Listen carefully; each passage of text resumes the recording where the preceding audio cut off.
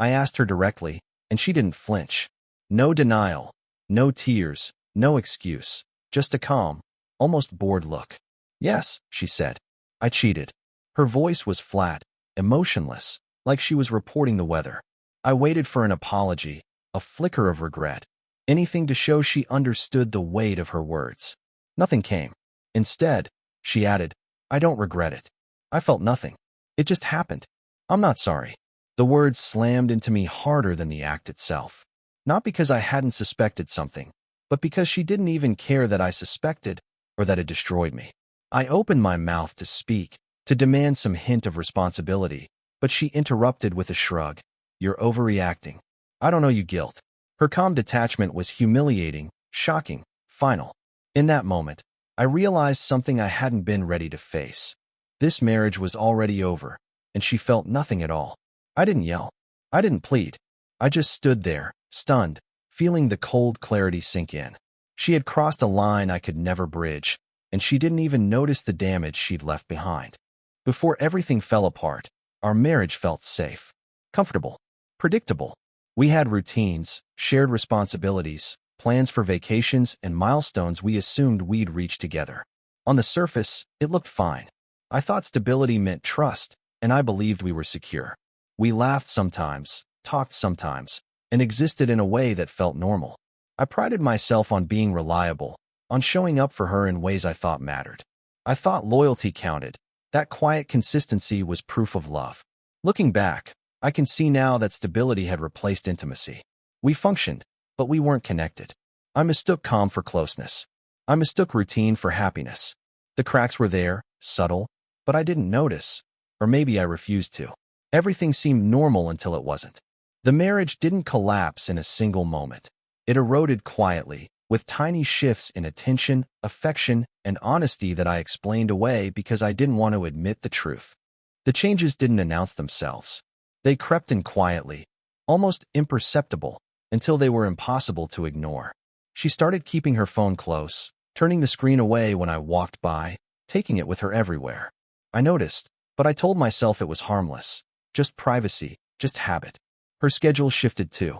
Later nights, unexplained errands, vague plans.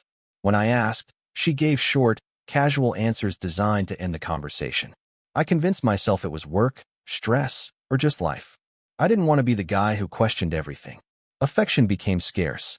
Fewer touches, less eye contact, conversations that felt hollow. I felt the distance, but I minimized it, whispered reassurances to myself that nothing was wrong. Every tiny change seemed trivial on its own. Together, they formed a pattern I refused to see. I ignored it not because I didn't notice, but because seeing it meant confronting a truth I wasn't ready for. Something in our marriage was already gone, and I hadn't realized it yet.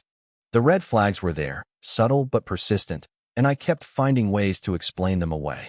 When she suddenly started working late nights more often, I told myself it was just deadlines. When she laughed at messages on her phone and quickly hid it, I told myself I was imagining things. I ignored how distant she seemed in conversations, how her laughter felt lighter when she wasn't around me, how her attention slipped elsewhere. I rationalized every small inconsistency because admitting the truth, that she might be cheating, was unbearable. Even the gut feelings, that quiet sense of unease, I dismissed. I'm overreacting, I told myself. I've done something wrong. She's stressed. It's temporary. Looking back, I see now that each harmless excuse was a step closer to betrayal. The more I rationalized, the more I blinded myself to the reality building in front of me. By the time I realized the truth, the damage wasn't sudden. It had been happening quietly, methodically, for months. The first time I felt that gnawing, undeniable unease, it wasn't a dramatic confrontation or a fight. It was a quiet moment that left my chest tight. I noticed how she seemed to drift when I spoke, how her smiles no longer reached her eyes, how her attention could vanish into a phone or a thought I wasn't part of. It was subtle, a lingering glance at a message, a sudden change in tone, but enough to make me pause. My heart told me something was off, but my mind tried to rationalize it. Stress, work, just tired. I clung to those excuses because I wasn't ready to face what the signs might mean. Even then, I felt an instinctive tension, a chill in ordinary interactions. There was a weight behind her calm, a distance I couldn't bridge with reassurances or effort. Deep down, I sensed that the marriage I thought I knew was already slipping away, but I didn't have proof yet. I just had a growing certainty that something fundamental had changed, and I couldn't ignore it anymore. Her behavior didn't explode into drama. It shifted slowly, almost imperceptibly, until it became impossible to ignore. She stopped sharing the small details of her day, stopped asking about mine. Conversations became transactional, clipped, like we were roommates rather than partners. She laughed less at my jokes, smiled less at me, touched less, held back. I noticed the change, but I kept excusing it. Stress, tiredness, or just phases we all go through. I didn't want to admit that the warmth between us was fading. Even worse, she started pushing boundaries subtly. Texts that seemed casual but weren't meant for me. Unexplained absences, small lies that didn't matter alone but added up. The distance grew quietly, invisibly, until I felt it in my chest every day. By the time I realized it, I understood this shift wasn't temporary. It wasn't stress. It was her slowly withdrawing from the marriage, emotionally preparing herself for something I hadn't seen coming. The lies didn't hit all at once. They were small, almost imperceptible, but persistent enough to make me doubt myself. She'd tell me she was at a friend's house. Then a few days later I'd hear she was somewhere else entirely. She said things that didn't add up, contradictions that made my head spin. At first, I tried to rationalize them. Maybe she forgot. Maybe I misheard. Maybe it's nothing. But the pattern was there, impossible to ignore. Every small lie was a thread unraveling the fabric of trust one thought we had. It wasn't dramatic, just cold and methodical. When I confronted her, she'd shrug or turn it around. You're overreacting. It didn't matter. And each time, I believed the lie for a moment longer than I should have. The lies weren't about protecting anyone. They were about creating distance, shielding herself, and testing how far she could go without me noticing. That's when I realized. The deception had been intentional, and the betrayal wasn't just physical. It was emotional and deliberate. Even before I had proof, I felt her pulling away. It wasn't loud or confrontational. It was subtle, like a cold draft that seeped into every corner of our relationship. She stopped confiding in me, stopped laughing with me in the way she used to, stopped showing care for the little things that once made us feel connected. I tried to reach her, asking questions, planning nights together, leaving notes or sending texts meant to bridge the gap. She would smile politely, nod, even respond. But the warmth was gone, replaced with a quiet indifference I couldn't pierce. At first, I told myself it was temporary, just a rough patch. But deep down, I sensed the truth. The emotional distance was deliberate. She had withdrawn for a reason I couldn't yet name. And that space she created between us, it was the stage for the betrayal I would soon uncover. By the time I saw the full picture, I understood. The affair hadn't just broken trust. It had been built on months of emotional withdrawal I had ignored, hoping everything was still salvageable. I found out by accident. A misplaced notification on her phone, a name I didn't recognize, messages that weren't meant for me but were clearly meant for someone else. My stomach dropped, my hands shook, and a cold, heavy weight settled in my chest. I read through the conversation, every word cutting deeper than I could have imagined. The betrayal wasn't subtle. It was explicit, casual, like she was talking about a normal day, not something that destroyed the life we had built together. I confronted her immediately, heart pounding, voice shaking. What is this? Who is this? She looked at me, calm, almost bored, as if I were overreacting to nothing. That's when the worst part hit me. She wasn't ashamed, she wasn't guilty, and she didn't care that I knew. Her gaze didn't waver. Yes, she said. I cheated. I felt nothing.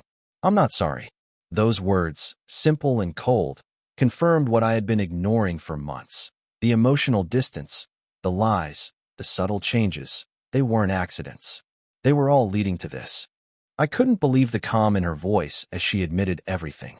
My chest felt tight, my mind raced. But she remained detached, almost clinical, like she was observing my reaction rather than participating in it. I don't regret it, she said flatly. I felt nothing. It's already done. I don't owe you anything. I tried to argue, to make her understand the weight of her words, the destruction she'd caused. But every sentence I spoke bounced off an invisible wall. She didn't flinch. She didn't cry. She didn't even pause. Her lack of remorse was more brutal than the affair itself. What about us? I asked, my voice cracking. She looked at me, cold and precise. There is no us anymore, she said. You're holding on to something that's already gone. Move on. It was humiliating. Shocking. Final. In that moment, I realized the truth I had been avoiding for months. The marriage was over, and she didn't care. The betrayal wasn't just physical. It was emotional, absolute, and without guilt. The most painful part wasn't the affair itself. It was the emptiness behind it. She showed zero guilt, zero hesitation, zero empathy. I searched her eyes, desperate for a flicker of shame, for any sign she understood the damage she had caused. Nothing. She shrugged when I asked if she felt bad. Why should I, she said. It's done. I felt nothing. You're overreacting. Those words didn't just hurt. They cut to the core of everything I believed about love, trust, and marriage. I realized then that I had been pleading for recognition of my pain from someone incapable of feeling it. Her indifference was cold, calculated, and final. Every lie, every distance, every subtle shift in behavior had led to this. A wife who cheated and gaslighted me, completely detached from the consequences of her actions. For the first time, I understood something vital. Cheating without guilt isn't just betrayal, it's emotional annihilation. And no amount of explanation, pleading, or begging could restore what was already gone. After hearing her words, I felt my world crumble in slow motion. My chest tightened, my hands trembled, and every breath felt heavy. All the years of trust, of effort, of hope seemed to vanish in an instant. I had been blind, naive, hoping for empathy, for remorse, for a sign that our marriage still mattered to her. But there was nothing, just cold indifference. Every lie, every subtle distance, every excuse, it all pointed to the same truth. She didn't care. And in that moment, I realized the betrayal wasn't just her affair. It was the emotional death of our marriage, and I had been watching it unfold without acknowledging it. Tears came, but not in anger or pleading. They came from a place of sudden clarity, the raw ache of understanding that some people will never value what you give them. I felt shattered, yes, but also strangely awake. For the first time, I saw the full picture. And that clarity, painful as it was, became the first step toward reclaiming myself. In that moment of collapse, something shifted. I realized I had been chasing her attention, her apology, her recognition of my pain, for months, maybe years. And she had nothing to give. Not love, not guilt, not even the smallest hint of empathy. I made a decision. I would stop begging, stop explaining, stop pleading for someone incapable of feeling the weight of their betrayal. It wasn't easy. Part of me wanted to argue, to demand, to reclaim what I thought I had lost. But the clarity I'd gained made it impossible to keep chasing someone who didn't care. Walking away didn't mean I didn't hurt. It meant I valued myself more than her indifference. I decided to stop being a spectator to my own heartbreak. For the first time, I chose my dignity over desperation, my self-respect over blind loyalty. And in that choice, there was power. Not the power to change her, not the power to repair the marriage, but the power to reclaim my life, my peace, and my clarity. Once I made the decision to stop chasing, a strange sense of calm began to settle over me. I stopped calling, stopped asking, stopped waiting for her to recognize the damage she had caused. Instead, I focused on creating distance, not out of spite, but to protect myself from further harm. Every interaction became measured. I no longer sought approval, validation, or empathy from someone incapable of giving it. Her words still stung, but the sting was quieter now, softened by the shield I had built around my own heart. I watched her from a distance, not out of obsession, but to observe reality clearly. The detachment wasn't cold, it was clarity. I finally understood that her betrayal and lack of guilt were hers to carry, not mine. My responsibility was my own healing, my own boundaries, my own self-respect. For the first time in months, I felt a sense of control, not over her, but over my own life. And in that space, I began to breathe again. Looking back, everything is crystal clear. Cheating hurts, but cheating without guilt, coupled with gaslighting, is the final betrayal. Her affair wasn't just a physical act. It was the emotional death of our marriage, a stark reminder that love without empathy is hollow. I spent months hoping she would feel remorse, that she would recognize the pain she caused. But some people never do. Believing otherwise only prolongs suffering. The lesson I learned, and what I want others to know, is simple. When someone cheats and feels no guilt, believe them. Don't waste energy begging, explaining, or hoping for acknowledgement of your pain. I stopped chasing. I stopped explaining. And slowly, I began to rebuild myself. Walking away from someone incapable of remorse isn't weakness. It's the bravest act of self-respect you can take.